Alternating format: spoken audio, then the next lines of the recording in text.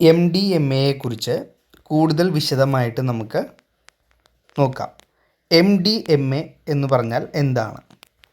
ഇത് കെമിക്കൽ പരമായിട്ട് methylene deoxy മെറ്റാഫിറ്റമീൻ എന്നാണ് എം ഡി എം എയുടെ പൂർണ്ണരൂപം. ഇതൊരു സിന്തറ്റിക് ഉത്തേജക മനോവിജ്ഞാന പ്രേരക മരുന്നാണ്.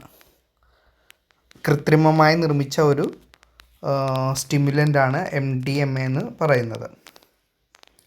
ഇത് പ്രധാനമായും എക്സ്റ്റാസി അല്ലെങ്കിൽ മോളി എന്ന പേരിലാണ് അറിയപ്പെടുന്നത്. എക്സ്റ്റാസി അല്ലെങ്കിൽ മോളി എന്ന പേരിലാണ് ഇത് അറിയപ്പെടുന്നത്. എം ഡി എം എ ഒരു ആംഫിറ്റമീൻ കുടുംബത്തിൽപ്പെട്ട ഒരു രാസമരുന്നാണ്. ഇതിൻ്റെ ഘടനയിൽ മെറ്റാഫീറ്റമൈനും മെസ്കലൈനും ഒരു പ്രകൃതിദത്ത ഹാലൂസിനേഷനും സമാനതയുണ്ട്. അതിനാൽ തന്നെ ഇതിന് ഉത്തേജകവും ഹാലൂസിനേഷനും നൽകുന്ന സ്വഭാവം ഉണ്ട്. ഇനി എം ഡി എം എയുടെ ഉപയോഗങ്ങൾ എന്തൊക്കെയാണെന്ന് നോക്കാം. വിനോദപരമായിട്ടുള്ള ഉപയോഗം, അതായത് recreational use. M D M A കൂടുതലും പാർട്ടി ഡ്രഗ് എന്ന നിലയിലാണ് ഉപയോഗിക്കുന്നത്. മ്യൂസിക് ഫെസ്റ്റിവലുകൾ, നൈറ്റ് ക്ലബ്ബുകൾ, വേവ് പാർട്ടികൾ എന്നിവിടങ്ങളിൽ ആളുകൾ ഇതിനെ ഫീൽ ഗുഡ് ഡ്രഗായിട്ട് സ്വീകരിക്കുന്നു. സന്തോഷം, ആത്മവിശ്വാസം, സന്തോഷഭാവം, ആകർഷണം എന്നിവയാണ് ഇതുമൂലം വർദ്ധിക്കുന്നത്. അടുത്തത് ചികിത്സാ ഉപയോഗമാണ്. ഇന്ത്യയിൽ ഇത് നിരോധിച്ചിട്ടുണ്ടെങ്കിലും മറ്റുള്ള രാജ്യങ്ങളിൽ ഇത് മെഡിക്കൽ യൂസേജിനാണ് ഉപയോഗിക്കുന്നത്. മാനസിക ചികിത്സകളിൽ പ്രത്യേകിച്ച് PTSD post traumatic stress disorder ബാധിച്ചവരെ ചികിത്സിക്കാൻ വേണ്ടിയിട്ട് MDMA ഉപയോഗിക്കുന്നു. ആളുകളുടെ വികാരങ്ങൾ തുറന്നു പറയാൻ സഹായിക്കുന്നു. അതിനാൽ സൈക്കോതെറാപ്പിയിലേക്കുള്ള വാതിൽ തുറക്കും. ഇതുവരെ ആഗോളതലത്തിൽ സാധാരണ ചികിത്സാ മരുന്നായിട്ട് MDMA അംഗീകരിച്ചിട്ടില്ല. MDMA ശരീരത്തിൽ എങ്ങനെയാണ് പ്രവർത്തിക്കുന്നത് എന്ന് നോക്കാം. MDMA കഴിച്ചു കഴിഞ്ഞാൽ 45 മിനിറ്റിനുള്ളിൽ ശരീരത്തിൽ ഉണർവ് തുടങ്ങും. ഉച്ചസ്ഥായിയിലേക്ക് 2 മുതൽ 3 മണിക്കൂറിനുള്ളിൽ എത്തും.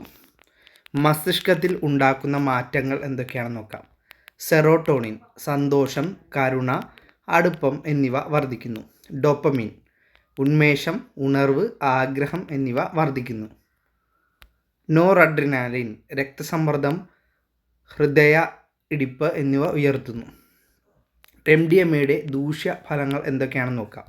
Side effect of MDMA. ഹ്രസ്വകാല ദോഷങ്ങൾ, ഷോർട്ട് ടേം എഫക്ട്സ് ആണ്. MDMA കഴിച്ച് 30 മുതൽ 45 മിനിറ്റിനുള്ളിൽ ചുവടെയുള്ള കാര്യങ്ങൾ അനുഭവപ്പെടാം.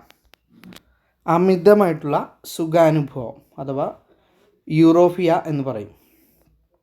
ചൂട് കൂടുതൽ, ഹൈപ്പർ തെർമിയ, ജലക്ഷയം, ഡീഹൈഡ്രേഷൻ, പേശികൾ വലിഞ്ഞ് മുറുകുന്നു, മസിൽ ടെൻഷൻ, കണ്ണുകളിൽ തിരശീല, ബ്ലർഡ് വിഷൻ, ഹൃദയം ഇടിപ്പ് കൂടുന്നു, ഇൻക്രീസ്ഡ് ഹാർട്ട് റേറ്റ്, അമിതമായിട്ട് ചിന്തിക്കുക, ഓവർ തിങ്കിങ്.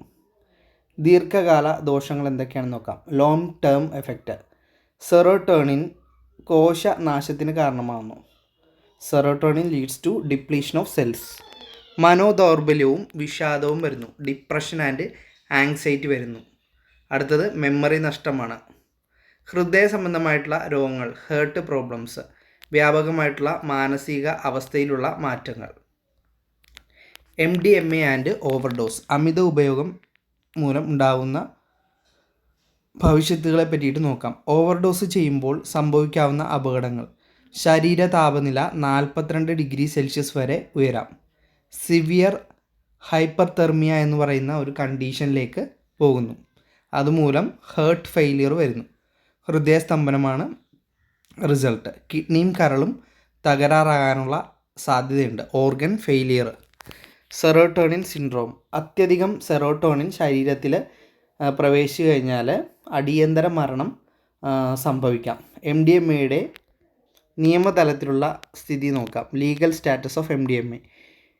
ഇന്ത്യയിലെ NDPS narcotic drugs and psychotropic substance act 1985 പ്രകാരം MDMA നിരോധിത മരുന്നാണ്.